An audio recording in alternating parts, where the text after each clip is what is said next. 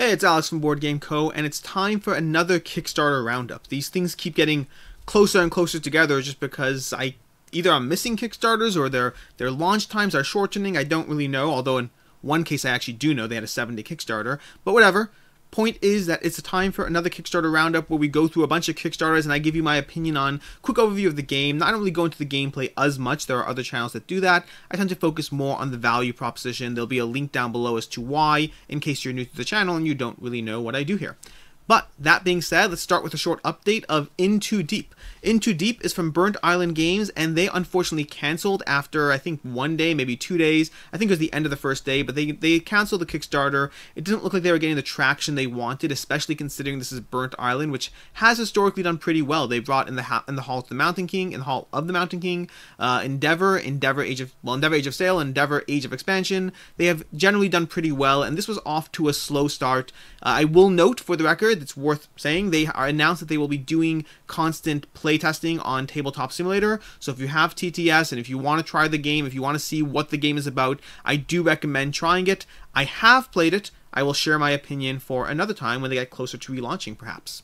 From there, we get to the first one, which will be done by now. It's already done. I'm covering this one briefly because someone asked me to cover it. This is Walls of Scydonia, and it is one of the most interesting Kickstarter board games I've seen. This is coming in, this is almost like a make-your-own board game little thing going on here. They have different pledge levels from just catapults to build the board game yourself, here are the components, to an actually built game, but they're all pretty expensive. These pledge levels are fascinating to actually see who's getting what, and each pledge level seems to have, like, 40 backers or something in that range. It's nothing's particularly high. We have the game owner where you get a copy. No, this is, sorry, I skipped a few pledge levels. We have the basic where you get a t-shirt, you get a catapult for $53. Hey, catapults are cool, right? I want a catapult. It's not a board game, but it's a catapult. Then you have for $64, you have the do-it-yourself kit, and then for $184, you have the actual game. It's interesting. I mean, take a look at the game. If it looks like your kind of thing, go ahead and back it. But this is, I mean, it's a cool catapult. I'll give them that. I don't know if it's a $53 cool catapult, but that's for you to decide. But in terms of resale value, I don't even know where to begin. I got nothing. In terms of whether this will hold its value, whether this can be a sought-after collector's item, I got nothing. This is one of the most confusing board game Kickstarters I've seen. Good luck to the the project, and I'm happy for anyone who backed it, I guess. From there, we have Tales of BarBEAria, which by the time you watch this, you will have somewhere in the range of, I don't know, 8 hours left, somewhere in that range. This is why I decided to get the video out today instead of tomorrow, just specifically to get this one. Tales of BarBEAria is a re-theme of Barbarian Battlegrounds. It's not necessarily a re-theme, sorry. It's the next iteration in the series. It is a cutesy, adorable game. Absolutely cutesy. If you are looking at this page and it seems to appeal to you, I mean, it looks adorable, it's very colorful, it's got great artwork, but what about the gameplay? So, gameplay-wise, it seems to be pretty solid. Solid meaning not, like, amazing, blown out of the world, but solid. I've seen multiple reviews, both from Quackalope, both Jeremy Howard. Both of them have independently and separately said they enjoyed this game, they like it, and so it does seem to be, and there's more reviews, pay attention to the testimonials in the actual Kickstarter campaign, but it seems to be simultaneously a light game, but a light game that people are enjoying. There's nothing wrong with a light game if done well.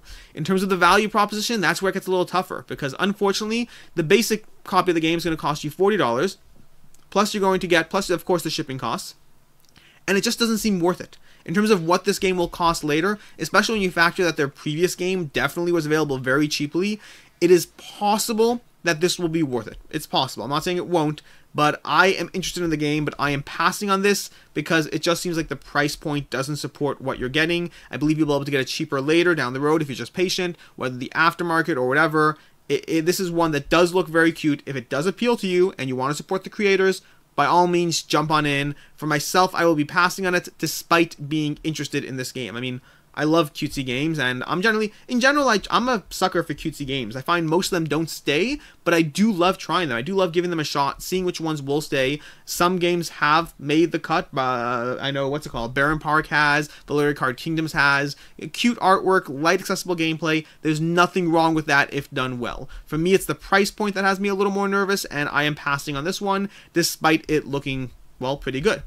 From there, we have Sherwood Bandits. Sherwood Bandits is by LMS Light. And this is a tricky one. This is the trickiest one on this list because, well, first of all, 42 hours to go as of right now, which means probably, I don't know, 36, less than that by the time you're watching this, possibly less if in case you're not someone who's watching my videos in the first 3 seconds, so could be even later than that. But this is the first game in the LMS Lite series. This is an offshoot from Ludus Magnus Studios. I realize now, Ludus Magnus Studio. There we go. I should probably look at these names first. But it is a very interesting game. Quackalope also had a gameplay video on this. Quackalope is a name that keeps coming up all the time, by the way. I addressed this in my top 10 YouTubers, but initially they were someone who I barely heard of, and now they're just everywhere. So, you know, you're going to hear a lot about Quackalope on this channel just because they're doing a lot of content. They're doing content that no one else is, and they're doing it to a high production standard. But Quackalope had a TTS gameplay video on it. If you don't want to watch the whole thing, I recommend skipping to the end where you can see the various people's opinions. And the nice thing, the thing I really like about this, is you're getting opinions from people who aren't game reviewers. You're getting opinions from people in the Quackalope Discord channel, in their supporters, but basically just gamers who aren't prepped with a whole bunch of, you know, I don't know, fancy words that disguise how a game is or isn't good. It was innovative gameplay. It was so inspiring. It was, you know, beautiful artwork. These are people who just gave an honest opinion. Skip to the end of that video, get a feel for it, or even look at the comments in the video. It seemed people enjoyed this game. So, and again, light and cutesy artwork, extras for the Kickstarter. Why should you back it or should not back it? So, unfortunately, there's a mixed bag over here. The price point is not great. It's not terrible. At 35 euro or $40 US, plus the shipping is another 10 euro for most of the US states. So you're looking around $50 to $55 in terms of what it's going to cost you. And that's already, it does come with some extras. It comes with screen printed meeples. It comes with, depending on how the stretch goals actually unlock, it may come with a few more things. But it's definitely a high price point compared to what it seems you're getting. You can usually, I mean, compare this to a game like Dice Forge, which you can get for like 25, 30 bucks, especially if you're buying it used even cheaper. It does seem to be not competitively priced. And to make things worse, Ludus Magnus Studios has a little bit of drama going on right now. I don't want to go overly into the drama, but unfortunately, in one of their Kickstarters, and technically it's not Ludus Magnus, it's not, you know, Ludus Magnus Studios Lite, LMS. It's not LMS Lite, but LMS Regular. They did have some drama with the Kickstarter where they basically asked people to pay more money in order to get their stretch goals. It was, to be clear, they didn't say you're not getting stuff, but they said you'll get stuff eventually, or if you pay now, you'll get it now, which I defend companies a lot, and I'm all for the sustainability of companies, but I think that there has to be a balance with how you present that message, and it kind of seemed like they were holding games on a temporary infinite blackmail. Combine that with this game and the fact that they have like a 7-day campaign, which is pretty short. I mean, I know people don't like the mid-campaign drop, but 7 days is pushing it. It's definitely it doesn't give people a lot of time to even hear about it. And I'm a little bit concerned about the financial state of LMS. It's always wary when Kickstarters have multiple things in the pipeline and you have one paying for the next. So you always have people concerned about one paying for the next. And it's something I plan on doing a different video on, because just because you do multiple campaigns a year does not mean you have one campaign paying for the next campaign. It does not in any way mean that. But when you combine a short campaign combined with asking backers for more money in order to get stuff earlier, combined with it leaves me feeling iffy. I am interested in this game. It is possible that I will back this game. I still haven't made up my mind 100%. I'm tempted by the game because it's not so clear if it's going to be available in retail. They said in the comments, they said in the campaign page, it may be available in retail, but they have no partnership agreements. And even if it is available in retail, you won't get the extras, the Kickstarter, the stretch goals. So it's a mixed bag on this one. I am tempted to back it for myself. I am hoping I don't, quite frankly, but it looks interesting, and I heard enough good things about it, and it's light and cutesy accessible gameplay. I don't know what to do, guys. I really don't know what to do on this one. Make your own decision. Back, but it's a risky back. It's definitely a risky back. Not so much because of the price point in and of itself, that is a factor, but also just in general, the whole LMS situation as a whole. Tough one. I will update in the comments, I guess, if I do back it. We'll see how it plays out, but I will say, if you do back this, don't do so unless you're prepared to lose that money. I'm not saying you will. I would even argue it's probable you won't, but it's a little iffier than general. From there we have Intrepid.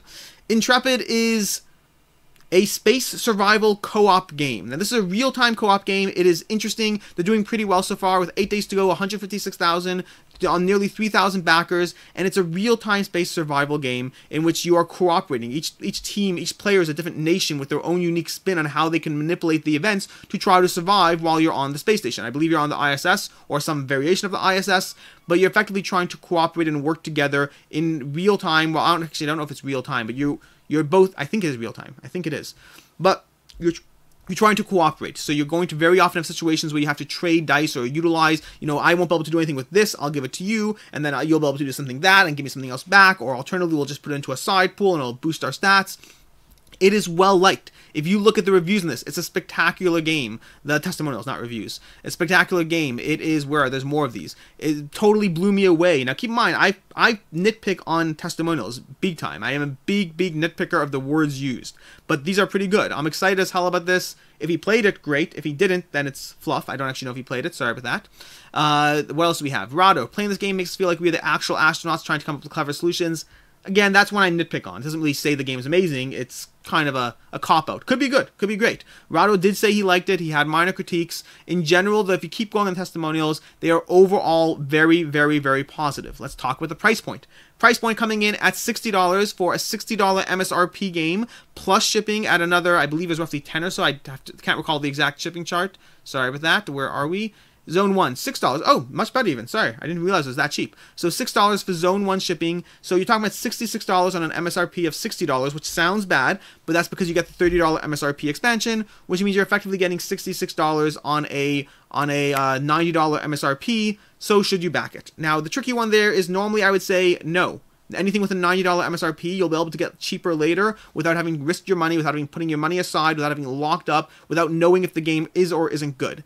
In this case, I think if you are interested in this game, you should back it, because it seems that their model, and I could be wrong, but it just seems from the FAQ and the channel, it's the campaign page itself, it seems like their Kickstarter model is to, not the Kickstarter model, their production model or whatever, is to sell the game themselves directly, which means a $90 MSRP will likely not get you that free shipping you want or that $60 price tag. It seems like they're going for more of a Too Many Bones or Chip Theory game style of manufacturing and distribution, where they control their own aftermarket sales. So if you're interested in this game, this might actually be the best price point. I'm not certain, not in the slightest, but I would say if you're interested, go ahead and back it. For myself, I am intrigued. I'm very intrigued. I didn't see enough to pull myself in personally. I am intrigued by the gameplay, but I don't know how often it would see play. And frankly, with the exception of Project Elite and maybe one or two others, real-time games has just not lasted long for myself in my collection. I find real-time games to be fascinating initially, and then over time I tend to get rid of them.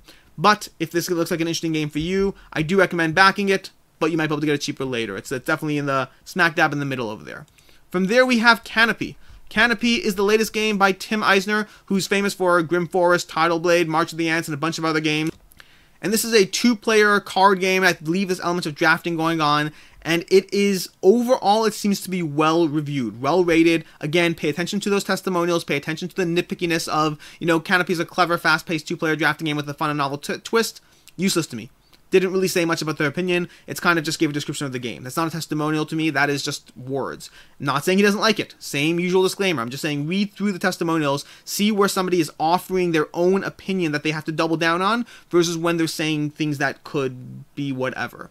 In terms of the pledge levels, this game has a regular standard edition $19 pledge level over here, and then we have a $29 pledge level for the deluxe components. As usual, if you watch my videos, you know the drill. I don't recommend standard editions for something like this. You'll be able to get it cheaper for retail, admittedly not by a huge amount. The nice thing about these cheaper games is that if you do decide to bite the bullet and go for it now, your biggest risk factor is just the lack of reviews and not the price point itself. The price point itself, even if it is cheaper, is usually not significantly so because you're talking about dollars here. In terms of if you're going to get it, I do recommend getting the deluxe edition. It comes with some nice extras, which we will see over here. It comes with some wooden tokens, the travel bag, a start player tree. So it does come with some extras in the deluxe edition. I do recommend backing that one if you're interested in the game.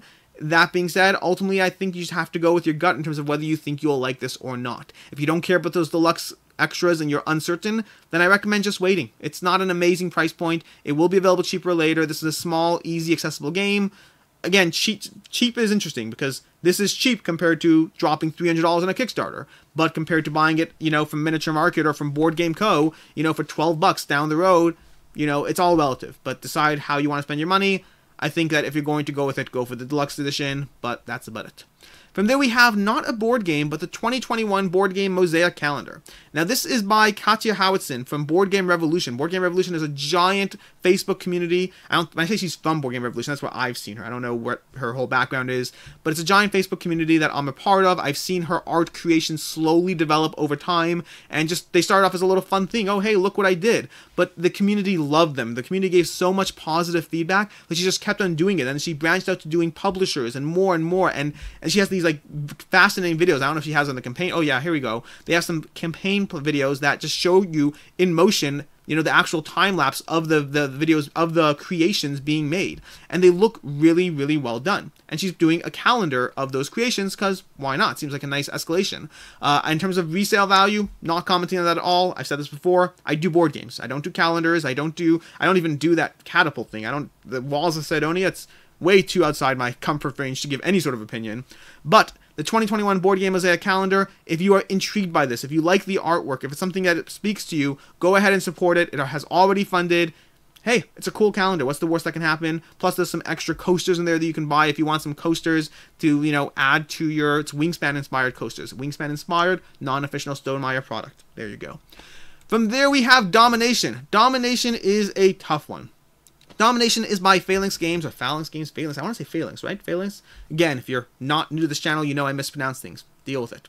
Phalanx Games, I think, has done a bunch of games. They have done 10 Kickstarters, and it is a mixed bag in terms of resale value. Their past Kickstarters, if you look at them, some of them have done a pretty good job holding up. Some of them have not. They very often are available later, but very often without the extras that come with Kickstarter. So this is one that if you are intrigued by Domination, I do kind of recommend backing it now, but it's a kind of with a very heavy, you know, if, ands, or buts. This is one of those Kickstarters where I don't think it's about purely the value or not, but rather whether the game will be good or not. I think that's what it's going to come down to, especially if you look at their past Kickstarters. If you look at their past Kickstarters, it really tends to come down to which ones do well, which ones are well rated, and which ones have a secondary market on those deluxeified extras that you can't otherwise get. This game definitely has deluxeified extras, and it has a bunch of pledge levels. It looks very intriguing. This is ultimately it's a war game. It looks interesting, looks engaging. They have pledge levels ranging from as low as $35 plus shipping to as high as, where are we? $109 plus shipping. That's a big range, and a big part of that comes down to, I think the different pledge levels came down to the game, the miniatures for the game, the playmat, and then the stands for hold your cards. Now, playmat and stands to hold your cards, that's really simple. It's up to you. What do you value? If you consider those valid extras that improve your gameplay experience, excellent. Get them by all means. For the actual miniatures, I think they kind of are almost essential. I mean, if you look over here, let's show you the actual miniatures. You can either get tokens or these minis. And I just think it'll be, granted, they have square versus circle, so that will help. But I think it'll be much easier to look at the board state with the miniatures on the board. I think this is a functional miniature as opposed to a vanity miniature. And that means while I would be almost tempted to try the $35 pledge if I was interested in the game, which I am interested in the game, I think that the miniatures are going to make or break it. Now, to be fair, you can probably go to your local dollar store, buy a bunch of plastic army men or some sort of substitute and use those. But will you really do that? Will you feel happy with that as a substitute, or will you just use the tokens at that point, or seek out some secondhand market copy? This is a tough one for me. I don't have an opinion on the value proposition. Take a look at the video, take a look at the page, take a look at the various previews. There was even one review, but I seemed more like a preview, but said it was a review. This is one that very much will come down to how well liked the game is, or at least in my opinion it will come down to that. I believe if the game does well, I believe if it's well rated, it'll hold its value. I believe if the game tanks, it won't, and Phalanx Games has both under their belt. So this is a buyer beware, back if you're interested, support them if you're interested, with that understanding that it could go either way for you. From there we have Role Player Adventures, which I did a full video on. I will link to that. The Role Player Adventures is a giant game, $400,000, 16 days to go. This will cross the 500,000 mark almost certainly. I'd guess somewhere in the 600,000 to 700,000 ending. Sadly for me, it's a straight up don't back in terms of value proposition, not in terms of your own personal desire to get the game early, not in terms of your desire to support the publisher. Those are both reasons that are always applicable to any of these games. plus FOMO and irrational decisions too if you want. But in terms of if you're looking for the value discussion, if you're looking to see whether this is a game that's worth backing now, it just straight up isn't. They are asking, once you factor in shipping, you're basically paying the full MSRP. You will be able to get this later. There's no Kickstarter extras, there's no Kickstarter exclusives, there's no real reason I can see to back past supporting the creator and getting it early. So if those are values to you, by all means back the game. This is, I mean, Thunderworks Games has done tremendously well in general. They have great lines of games that have done fairly well. Wish them all the best. The campaign is clearly killing it. They have an avid fan base that does want the game early or just doesn't look at the value. Subscribe to my channel to hear more about the value. But this is one that I cannot recommend backing from a stance of the value proposition. Next up, we have Rise of the Amazons. Rise of the Amazons looks neat. I mean, it looks cutesy and cartoony, which I've said before are things I like. And it definitely looks like one that I'm interested in. Meaning, offhand, looking at the art, looking at the quick scroll through the campaign, this game really does appeal to me. Just from a stance of what the gameplay style, the visual aspects of the game, it does look like a game that is up my alley. But I am probably not backing this just because I don't think the value proposition makes sense. I think this is a game that, if you look at you have to look at their previous Kickstarters. Alcyon Creative, Alcyon, I don't really know. But they have a whole bunch of other Kickstarters in the past, and none of them have really held their value. If you look at the second-hand market for any of their Kickstarters, they generally have sold for less than people back them for. So in general, based on their past track record, if you're interested in their games, just wait. See how the reviews are, and if you're still interested a year later, again, everything's bright and shiny on Kickstarter. Everything looks better on Kickstarter. But when it's done, when it's over, when nobody's talking about it, and when it's rated insert rating here on BoardGameGeek, it's suddenly less appealing. So the question here is not, are you interested in now, but are you interested in a year from now? And if you are, will you be able to get it for cheaper, or will you not even care because you're backing the next 5 Kickstarters?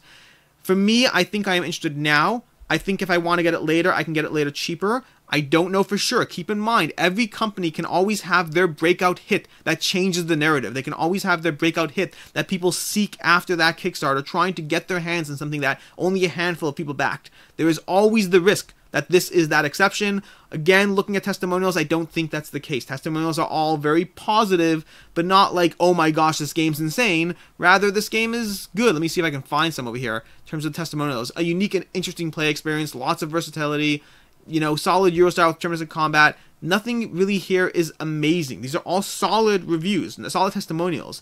There's not in any way saying these are bad, but nor are they stand out. From what I'm seeing here, it looks like this game is okay. And okay just isn't good enough for me anymore. From there we have, what do we have here? We have this one over here.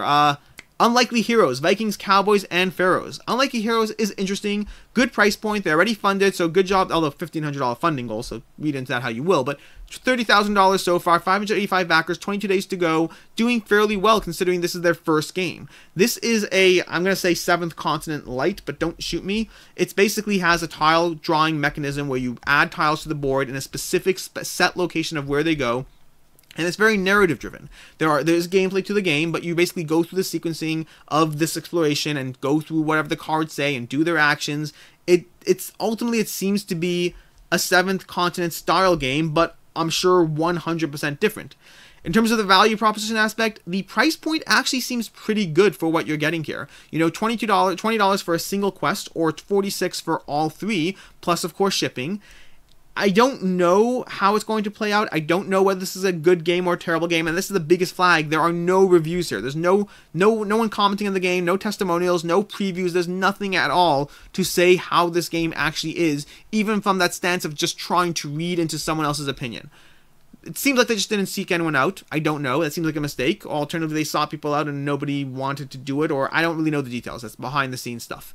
But I will say it seems well priced for what you're getting. Decently priced, not well priced, but I can't comment on whether it'll hold its value in the slightest because we just don't have enough information. It's likely going to be one of those that comes down to if the game is great or not. And with a first-time publisher and no real reason to believe it's great, I tend to side with assuming it won't be. It doesn't mean the games are bad, but I tend to assume that most games are not going to be mind-blowing and amazing unless I have a reason to believe they will be mind-blowing amazing, such as a designer who I like, a company that has a track record of putting out games, or even just enough information for me to make my own decision. And none of those 3 things are present here. This is very much a risk. If you're interested, go ahead and back it, support the publisher, support the creator. but it's totally 100% a risk. It's not, yeah, you know, who knows how this is going to play out. And finally, last on this list, we have a table, not a game, which is, this is more for just sharing this. I thought it would be relevant to share this with anyone who's looking for a budget table. I still need to do my table video. I actually finally filmed it and it's all ready to go. I just am loading different videos right now. I'll get to the table video shortly. But the Nilo gamer table, a board gaming table, the most affordable, top quality gaming table on the market, and it does seem so. I mean, obviously, you get what you pay for. This does seem to be the most reasonably priced table, but it also seems to be the lightest on what you actually get for that. There are tabletopper options. They believe there are stretch goals. I don't know if they unlock them yet, but it does seem to be a game that, you know, looks like it could be good. This is brass over here being played on here, so it can accommodate brass, which is not a small amount of table space. It's okay. It definitely, if you look at the price point, again, I'm not commenting on the value proposition here. It's not a board game, but if you are interested in a $299 table, plus whatever shipping costs, plus whatever extras, plus all that stuff, this might be a good entry point for you to see how a table improves your gaming experience. For myself, it has 100% improved my gaming experience. It has made it easier to get games to the table on a consistent, regular basis. I just feel bad for the, 6 years in the hobby that I didn't have a game table. I should have had one. It would have helped me play bigger, more in-depth, longer games more often. Keep in mind, again, this is a budget table, which means you can't store Zombicide under here because there's just not enough height to get a miniature there. This is meant for flat games and flat games only. Again, you get what you pay for. Lots of options in the market. This is just a cheap, budget-conscious one. That is it. That is my 2 cents. Those are, the Kickstarter roundups for today. There are a few that I kind of held off on doing, even though I'm aware of them. Like Sorcerer, for instance, has the newest Kickstarter up. I'll be covering that in the next roundup. I'm just running short on time and trying to get this one out as soon as possible because some of these end in the next 2 days. So I will be covering more of those Kickstarters in the next roundup. Until next time, I am Alex Radcliffe from BoardGameCo. Feel free to subscribe down below if you find these useful. We do these roundups roughly once a week at this point. Plus, every day is a new video. Every day is more content, a conversation on the Kickstarter in depth, some sort of list of some kind. This channel is a fun place to be, and I would love to have you join it. If you have not yet subscribed, please go ahead and do so. Ring the bell for notifications. Chime in down below with which of these are you backing and why. I'd love to hear from you. Plus, other people down below in the comments would love to hear from you as well. Start a conversation. Be a part of the journey. Be a part of the experience. Thank you so much for being here. I'm Alex. Have a good one.